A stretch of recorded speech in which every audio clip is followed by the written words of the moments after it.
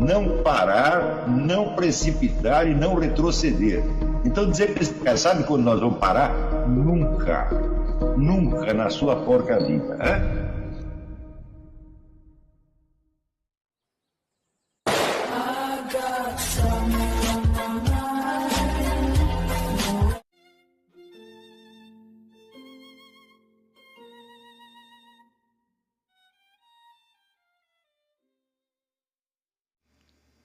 E aí pessoal, tranquilo? Então vem aqui antes do vídeo começar, pedir para vocês se inscreverem, quem não for inscrito, compartilhar, curtir, comentar. Quem puder seja membro do canal, que isso ajuda bastante. Tem também o link do Apoia-se. Quem puder ajudar nosso canal e apoiar financeiramente vai ser muito bem-vindo. Mas o mais importante é transmitir o conteúdo e os conhecimentos do professor Olavo de Carvalho para mais e mais brasileiros. Então compartilhe e ajude aí nossa causa. Muito obrigado a todos os membros, apoiadores do canal. Fico muito feliz. Tenho certeza que a gente está no caminho certo. Então fiquem com o vídeo e até mais.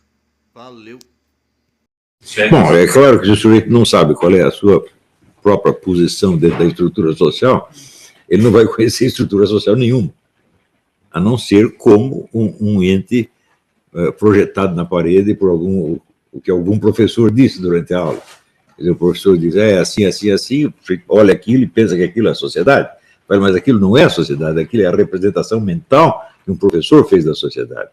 A sociedade real é aquela na qual você está existencialmente, materialmente, e é essa que você tem que conhecer. É isso? E precisa ver também se o retrato que o professor apresentou da sociedade também não foi apenas copiado de algum outro retrato projetado por alguém mais, em vez de ser obtido da própria estrutura social. Mas existe ainda um outro problema. Não é possível nenhuma ciência social se nós não sabemos qual é o limite da ciência social, ou seja, o que está para além do campo de observação dela. Então, o que não é sociedade? E no caso mais específico, o que não é a política? Então, todas as ciências começam com a demarcação de um território e com a elaboração dos métodos necessários para estudar o objeto tal como assim demarcado. Todas as ciências começam assim. E as ciências sociais não tem por que ser uma exceção. Mas acontece o seguinte, que hoje em dia este problema do que está para além da sociedade, que está para além desse domínio, simplesmente não é discutido, porque as pessoas acham que tudo no mundo é social, inclusive as ciências físicas. Se você observar direitinho a produção da Escola de Frankfurt, para ela, a física, a matemática, etc., não passa de fenômenos sociais. Quer dizer, não há uma representação objetiva do mundo físico dentro do qual possa aparecer, em contraste, uma ciência social. Ao contrário, a ciência social engoliu tudo. Não é isso? Pois outro dia não teve um cretino que me disse assim, não, todas as religiões não passam de textos. Então, por exemplo, o fenômeno das religiões. Não é isso? Bom, ou elas expressam algo de um mundo espiritual que transcende a esfera social humana e na qual a esfera social não tem a menor ingerência, né? Ou então não dá para você saber o que é religião e o que é, por exemplo, a economia ou a sociologia. Então, hoje, esta confusão impera no meio social. No máximo, reconhece a existência de uma esfera natural que é distinta da social. Isto, aqueles que ainda conservam um pouco de sanidade na cabeça admitem que existe um treco chamado natureza, mundo natural, o qual não é determinado por fatores sociais. E dentro desse mundo, então, se recorta a sociedade. Eu digo, mas isso basta? Quer dizer que fora da sociedade, só o que existe é a natureza material? Então, vou perguntar o seguinte, existe na estrutura do ser humano algum fator que é universal e constante e, portanto, independente das várias sociedades, das diferenças entre as várias sociedades? Se não existe isso, é claro que a ciência social se torna a ciência abrangente de tudo. Não é isso? Então, a existência daquilo que Edgar Morin, aliás, um cientista social, ele próprio chamou de universais do espírito humano, é uma exigência absolutamente incontornável de qualquer ciências sociais. Se não há universais do espírito humano, que são independentes do condicionamento social e da variação da sociedade e do transcorrer histórico, então a ciência social é impossível. Não é isso? E a própria história seria impossível. Por quê? Porque ela teria que abarcar tudo o que aconteceu. Está entendendo? Então, eu vou lhe dar um exemplo de um universal do espírito humano. As direções do espaço. Todos os seres humanos que já passaram por esse planeta, independentemente da sua nacionalidade, da sua época, da sua linguagem, da sua cultura, etc., etc., nasceram dentro do mesmo esquema das direções do espaço. Para frente, para trás, direita, esquerda, para cima e para baixo. Tem alguma exceção? Então, de cara, nós temos aí um elemento que é absolutamente universal e, portanto, não é socialmente condicionado. Está entendendo? Então, se você pegar, por exemplo,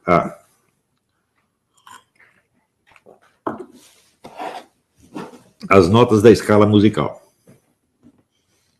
Existem maneiras diferentes de você expressá-las, mas não quer dizer que elas em si mesmas variem. Elas também são universais. A existência universal do próprio fenômeno chamado música. A existência da música depende de alguma instituição social em particular? Claro que não, porque em todas as sociedades que você vê existe algum tipo de música. Claro que numas pode predominar a melodia, em outros o ritmo, não sei o que, pode haver diferença, mas algum tipo de música existe. Outra coisa, o simbolismo do corpo humano.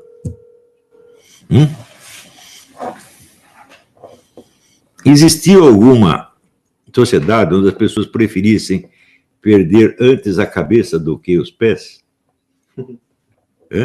Nunca. Então isso quer dizer que uma certa valoração hierárquica das várias partes do corpo humano é universal. Pode haver pequenas variações, mas em essência ela continua a mesma. Quer dizer, o próprio simbolismo da cabeça, como aquilo que dirige as ações. Houve algum lugar onde a cabeça significasse outra coisa? Um treco que está aí só para adornar os seus ombros? Não tem isso. Então, você tem uma infinidade de códigos simbólicos que são universais, que independem das instituições sociais. E é dentro desse quadro que as instituições sociais se perfilam e se diferenciam umas das outras. Então, isso quer dizer, ou nós temos o conjunto desses elementos formaria o quê? Uma antropologia filosófica. Ou seja, é o conjunto daquilo que nós sabemos sobre o ser humano em geral e que não depende nem de fatores históricos, nem sociais, nem nada, mas compõe a própria estrutura do ser humano. Então, se você some com a antropologia filosófica, então tudo se torna objeto da ciência social. E tudo é explicado como criação da sociedade. O que é absolutamente impossível. A sociedade não criou as cabeças, ela não criou os 5 sentidos, ela não criou as direções do espaço, ela não criou a nossa própria posição no cosmos. Por exemplo, todos os seres humanos sabem o que é Sol e o que é Lua. Não é isso? Então, existem alguns simbolismos, por exemplo, quando associaram o Sol à ideia de consciência, de inteligência, etc., etc., isso é uma instituição cultural? Não, é impossível, só se você não entende que, antes de inventar a luz artificial, quando o Sol estava visível, tudo era visível, quando o Sol sumia, tudo ficava invisível. Essa é uma experiência universal dos seres humanos.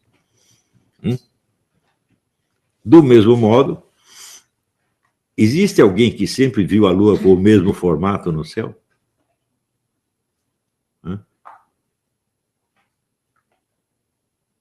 Ou a Lua tem 4 fases, Ou não é a Lua. Existe sempre uma Lua que fica sempre lua cheia?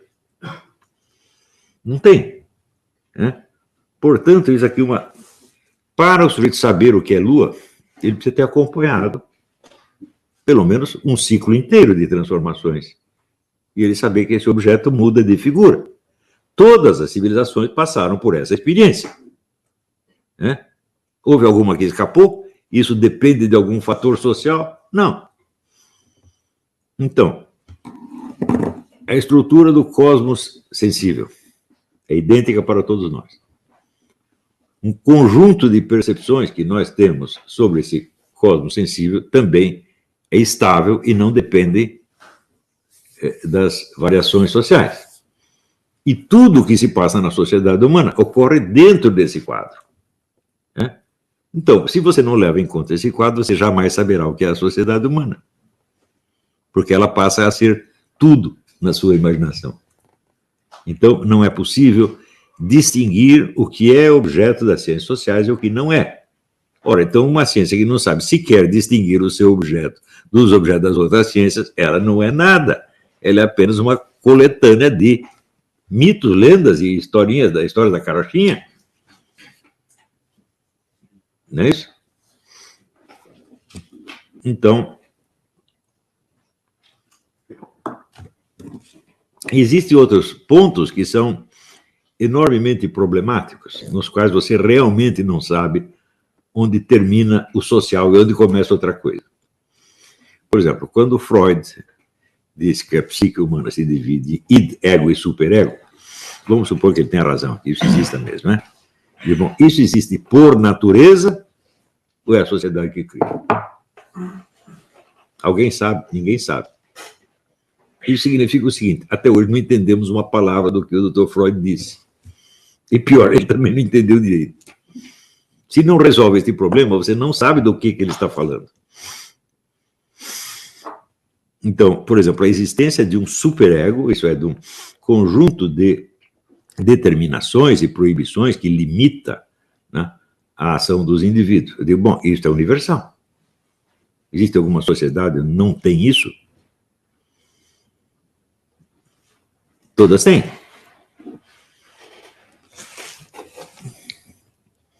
Então,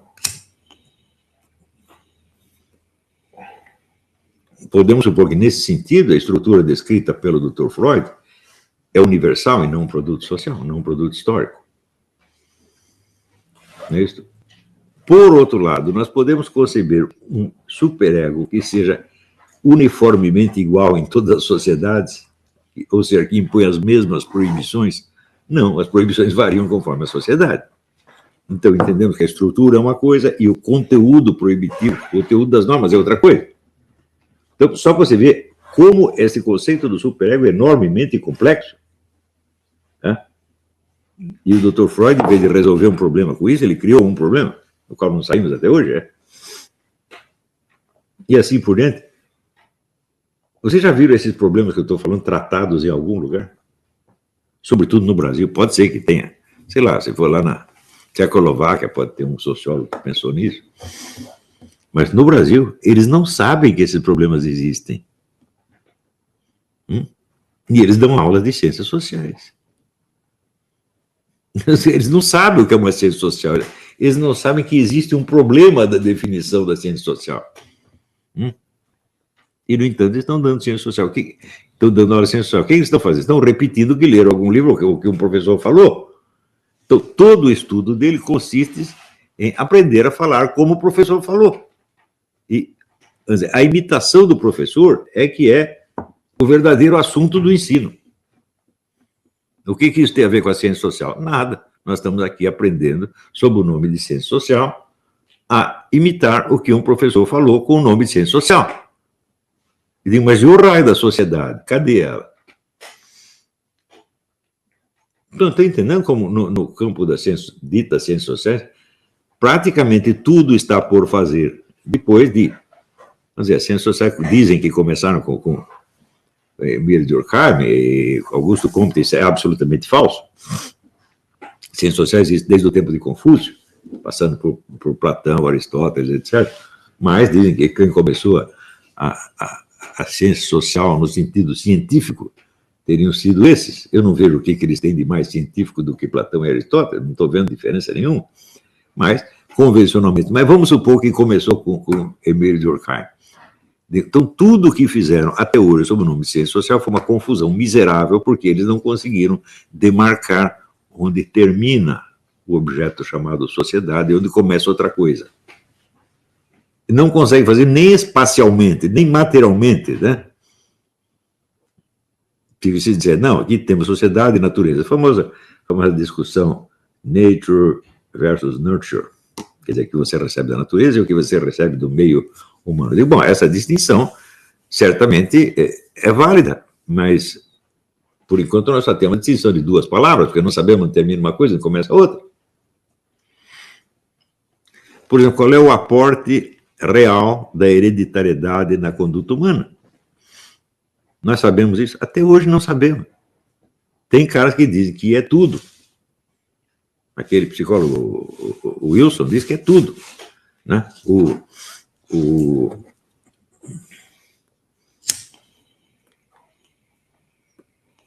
Tem outros que dizem que é nada. Tudo vem de reflexos condicionados, aprendidos. Não é isso? Então, por outro lado, você vê que dentro da psicologia nós temos, por um lado, você tem o Jung, que diz que tudo que existe no universo é psíquico. E do outro lado você tem o pessoal do behaviorismo, que diz que não existe psique nenhuma. Então, ó, que beleza, né? Quer dizer que nós não sabemos sequer se o objeto desse estudo existe ou não. E os grandes nomes da ciência, né? Um diz que existe, outro diz que não existe. Então, o que eu que estou chegando agora, o que eu vou fazer? Quer dizer que se os mestres estão nesse estado de confusão, como estaríamos nós? Existe alguma escola e quando você chega lá, alerta você dessa confusão? E digo, se você se sente confuso no meio disso, não é que você é burro, não é que a coisa é confusa mesmo. Né? Ninguém avisa isso, todo mundo transmite as suas lições como se fosse certeza absoluta. É só isso que fazem. Não. Por exemplo, eu estive falando esses dias do negócio das classes sociais. Né? Como é que Karl Marx diferencia as classes sociais? Por um critério muito simples. A relação deles com os meios de produção. Uma classe tem a propriedade legal dos meios de produção. E a outra classe tem apenas a posse legal da sua própria força de trabalho. Não é isso? Então, os da primeira classe contratam os da segunda classe para trabalhar para eles. Essa é a descrição. E quando chega no tal do lumpenproletariado, me dê uma definição econômica de lumpenproletariado. Isso é absolutamente impossível, porque dentro do lumpenproletariado existem os equivalentes das duas classes mencionadas.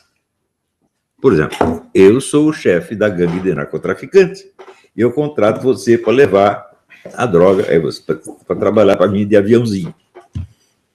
Então, eu sou o equivalente lumpenproletário do burguês e você é o equivalente lumpenproletário do proletariado. Não é isso? Então, sociólogos que pensam que o lumpenproletariado é uma classe social são 100% analfabetos. Porque Karl Marx jamais definiu o lumpenproletariado como uma classe, muito menos como uma classe econômica. Ele não é definido por traços econômicos, não é possível você descrevê-lo por traços econômicos, porque os traços econômicos dele são a imitação exata da sociedade de classe externa. Eles não são uma classe, eles são uma sociedade de classes dentro de outra sociedade de classes. Vocês assistiram o filme M, o Vampiro do Düsseldorf, do Fritz Lang? Você veja, os bandidos que se reúnem para capturar o estuprador de crianças e julgá-lo, eles não têm um chefe? Tem um chefe, né? E eles não têm os coitadinhos que o obedecem? Então você tem toda uma hierarquia policial militar ali dentro, meu Deus do céu. Hã? Então como é que isso tudo pode ser uma única classe? É claro que não. A pertinência ao lumpenproletariado não tem nada a ver com a sua posição econômica, porque a posição econômica depende dos meios de produção e o lumpen proletariado nada produz.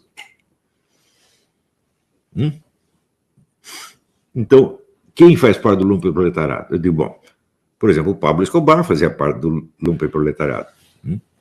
E todos os moleques que trabalhavam para ele também faziam. O Fernandinho Beiramar não é lumpen proletário? Claro que é. E o seu sócio dele, o Manuel Marulanda, o homem das Farc, também é lumpen proletário. E todos, até o último aviãozinho mais modesto, são todos lumpen proletário. Você pega uma prostituta de luxo, dessa que ganha $10 mil por noite, ela é lumpen proletária. E a velhinha mendiga que está lá pedindo as moedinhas na rua também é lumpen proletária. Então, é claro que o lumpen proletariado não pode ser descrito economicamente, ele é outra coisa. Ele é um conceito jurídico e não econômico. Quantas pessoas percebem isso em todas as faculdades de ciência social no Brasil? Praticamente nenhuma. Porque todos eles aderem à ideia de que o lumpen proletariado é o povo. São os pobres. E são os jovens negros. E são as mulheres exploradas. Como é possível isso? Então, quando, em 1998, o Fernando Haddad propõe o empoderamento do lumpen proletariado, quem vai ganhar com isso? Aqueles que são os donos do resto do lumpen proletariado, evidente. Você não está promovendo uma classe, mas um sistema de classe. Nesse sistema tem dono, tem os caras que mandam e tem os que obedecem. Então, é claro que são os mais ricos, lumpen proletário, que vão ganhar com isso. Isso não era perfeitamente previsível em 1998, quando o homem lançou esse programa e disse que o PT já estava realizando? Era inteiramente previsível. Quem percebeu? Ninguém percebeu. O pessoal da esquerda está achando lindo, porque é o povo, né? São os coitadinhos explorados, os neguinhos assassinados por outros neguinhos da PM, né? Da PM só tem neguinho, os pobres só tem neguinho, então pronto. Né? Mas, quando um PM mulato mata um bandido mulato, é a classe branca opressora que está matando, né, jovens negros. Então, é claro que isso tudo é uma confusão miserável.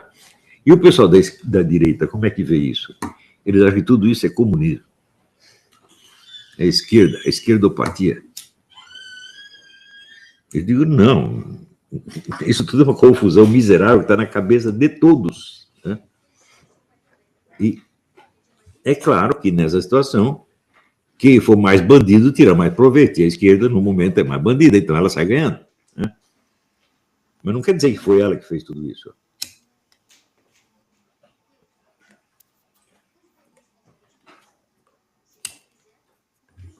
Você não vai dizer que Emílio Durkheim era esquerdista, que Augusto Comte era esquerdista. Não, isso aí, a sociologia que nós temos é essa.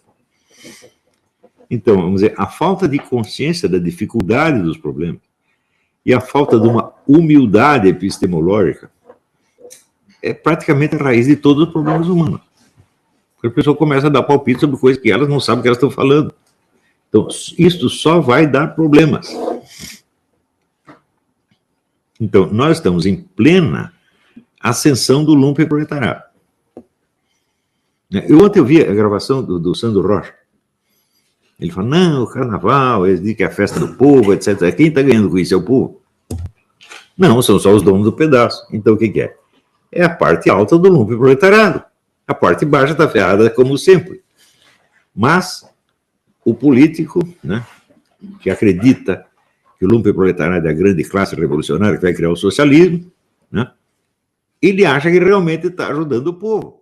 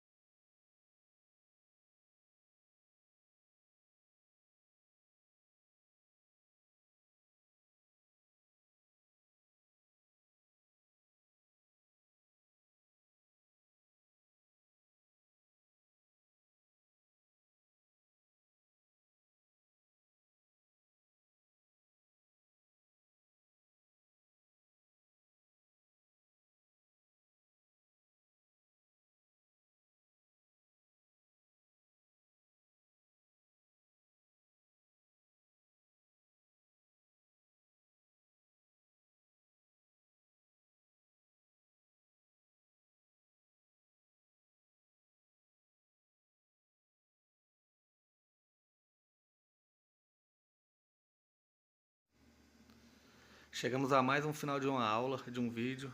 Espero que tenham gostado. Quem não se inscreveu ainda, se inscreva, compartilhe, comente. Ajude o nosso canal, apoie, seja membro. E ajude o nosso canal a chegar a cada dia a mais brasileiros que precisam muito do conhecimento do professor Olavo de Carvalho. Então é isso aí, fique com Deus, até o próximo. Valeu! Então é isso aí, pessoal. Que é o nosso canal. Que são alguns livros que eu já li. A maioria foi doação, mas alguns eu adquiri, professor Olavo de Carvalho. Alguns livros se perderam aí que eu emprestei. Professor Alexandre Costa. A Bíblia Sagrada. 10 lições sobre Karl Marx. Indico a não ler esse livro, que é muito ruim mesmo. Alguns pensadores aqui que realmente, como o professor Olavo de Carvalho disse, não são pensadores. Valeu, tamo junto aí. Apoie nosso canal, seja membro.